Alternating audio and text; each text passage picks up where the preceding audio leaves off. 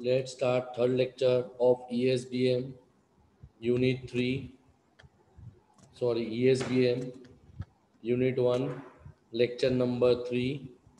Most important topic, explain various perspective of entrepreneurship. Perspective का मतलब होता है व्यू. तो देखो different authorities, this is not authorities, it is author, सुधार लेना. Different author have different perspective about entrepreneurship and the function of entrepreneur. अब अलग अलग लोगों के अलग अलग ऑथर के अपनी अपनी राय थी एंटरप्रेन्योरशिप के बारे में.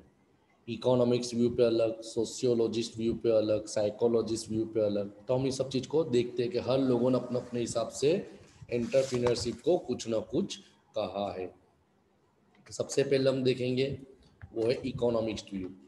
तो इकोनॉमिक्स व्यू में क्या बताया है, according to economics view an entrepreneur function is to fulfill the materialities objective of maximization. Economics का मतलब ही नाम से आता है पैसा. तो यहाँ पे जिन जिन लोगों ने अपनी राय दी उनका मकसद एक था, किसी भी तरीके से आपका ऑब्जेक्ट या ऑब्जेक्टिव मैक्सिमाइज हो in terms of money. All दो इट्स फाउंडेशन में बी स्पिरिचुअल, भले इसका पाया स्पिरिचुअल हो, पेट्रोइटो हो, सोशल हो, साइकोलॉजिकल हो, के कोई भी हो.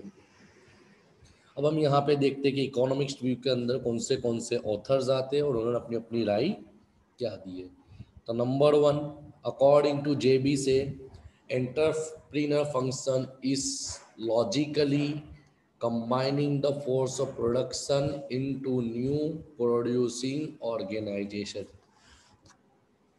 तो जेबी शे ने क्या बताया, तो जेबी से के मुताबिक एंटरप्रेन्योर का मतलब फैक्टर ऑफ प्रोडक्शन को साथ में कंबाइन करना ताकि कोई नया प्रोडक्ट बनाया जा सके.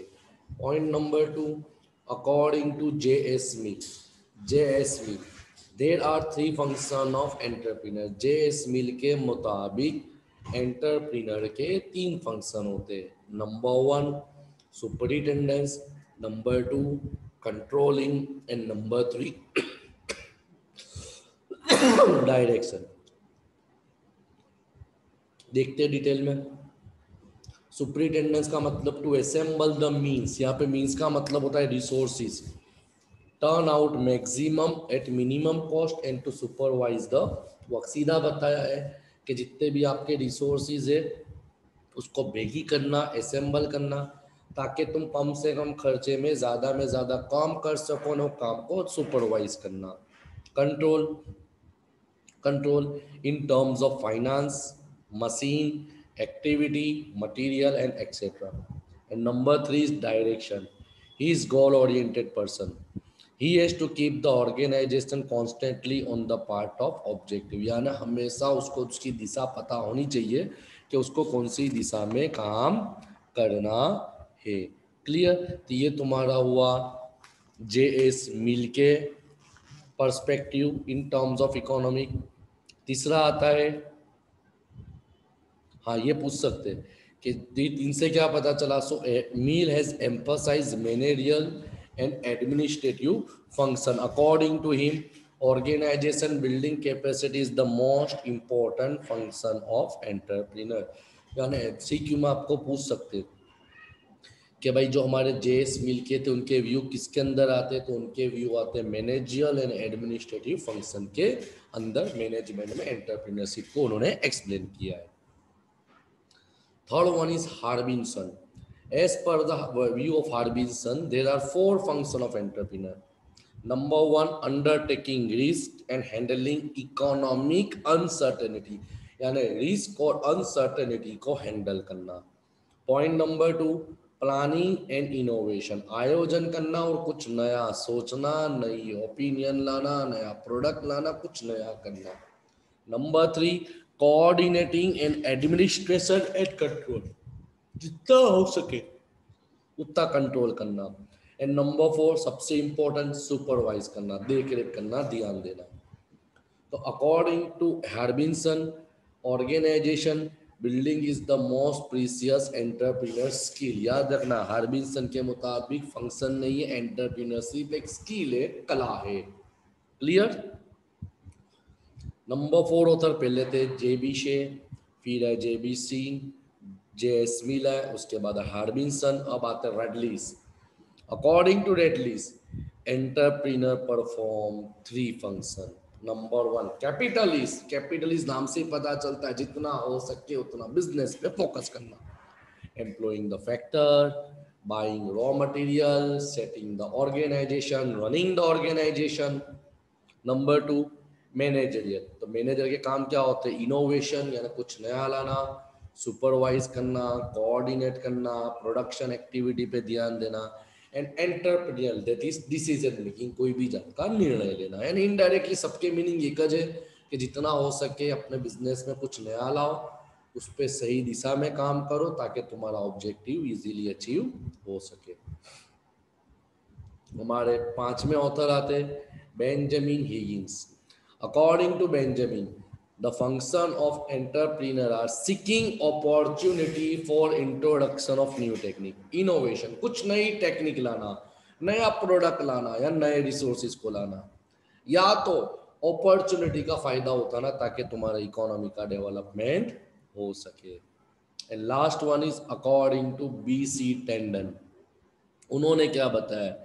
तो उन्होंने तो बहुत मस्त बताया, economic an entrepreneur must possess capacity to take risk and self-confident.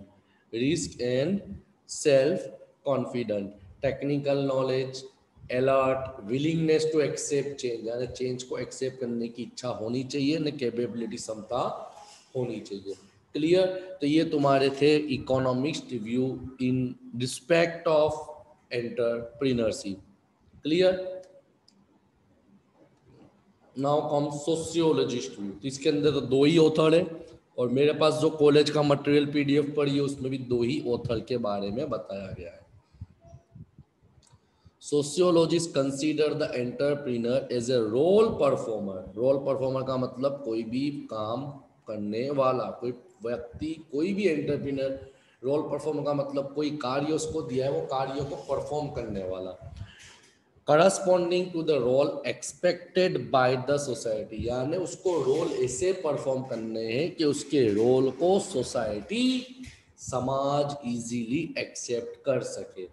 Society exhibit is wish to customer, reward and restrain ethnic value, child rearing practice, nationalistic attitude, patriotic attitude, behaviour etcetera, बहुत सब बताया कि अगर तुम society में रहते हो तो कस्टमर की कस्टमर का ट्रेडिशन, कस्टमर को कौन सी चीज़ें से तकलीफ है वो नहीं लाओ, एथिक्स को फॉलो करना है, चाइल्ड प्रैक्टिस पे ध्यान देना है, राष्ट्रीयता, पेट्रोइटिक, देशभक्ति, बिजनेस, इकोनॉमी, देश, ये सब चीज़ पे ध्यान देना ज़रूरी है।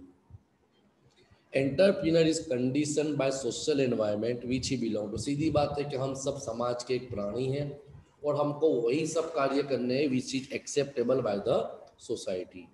अब 2 ऑथर है, पहले है पीटर मॉरिस। अब तुम्हारी बुक में तो खाली मॉरिस के बारे में ही है, मगर हम दोनों 2 पढ़ेंगे, फ्लेविया भी पढ़ेंगे। तो according to Morris, following are the factors which make an entrepreneur as per their view in terms of sociology. Number 1, ability to assemble and reassemble from what is available. बहुत अच्छी बात बताइए कि जो भी चीज आपके पास अवेलेबल है उसको बेगी करो, या तो एबिलिटी टू असेंबल, बेगी करना, या जो चीज आपको मिल रही है उसको रीअसेंबल करो। कि सपोज मेरे को ये काम करना है, ये चीज नहीं मिल रही, तो भाई जो मिल रही है उससे काम चलाओ। Number 2, imagination to see what other है उम्मीद से। बहुत बड़ा पॉइंट है कि तुमको तुम्हारे प्रोडक्ट में क्या होना चाहिए, तुमको तुम्हारे लोगों की जरूरत कैसी पूरी करनी चाहिए जो सामने वाले के प्रोडक्ट में नहीं है। Number 3, sensitivity to business and environment. समाज, वातावरण पे भी सेंसिटिविटी, उसका लगाव, इंटरेस्ट और चाहत होनी चाहिए। एंड जेस्ट इन डेवलपमेंट में साथ साथ उसका इंडस्ट्री का भी ध्यान देने वाला होना जरूरी है।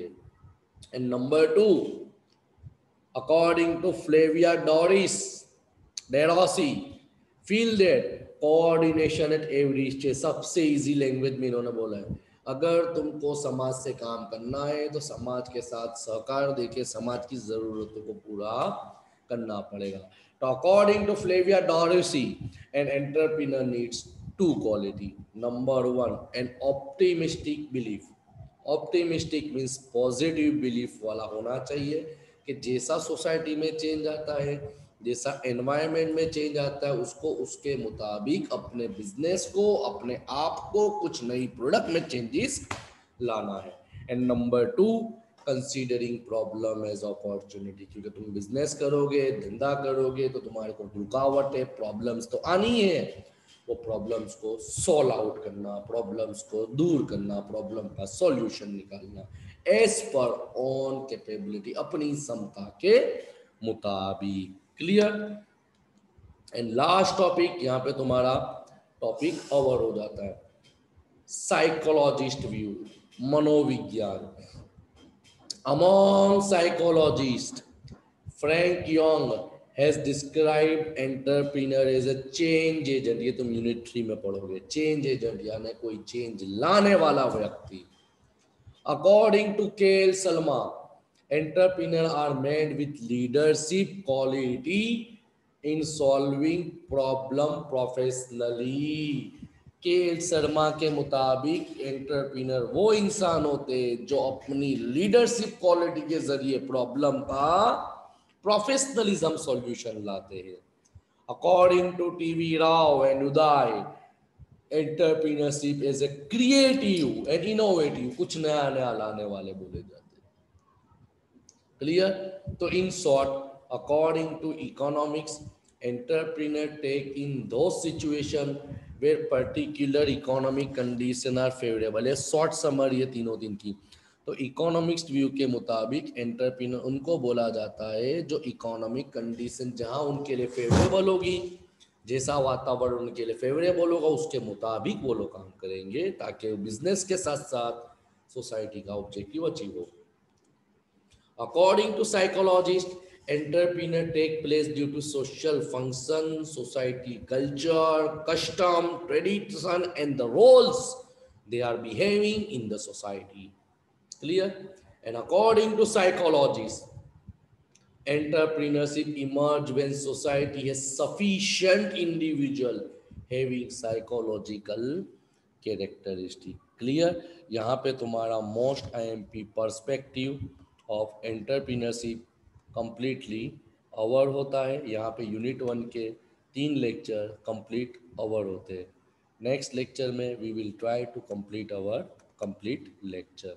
Okay, if you any doubt you can call me on my WhatsApp as well as on contact number.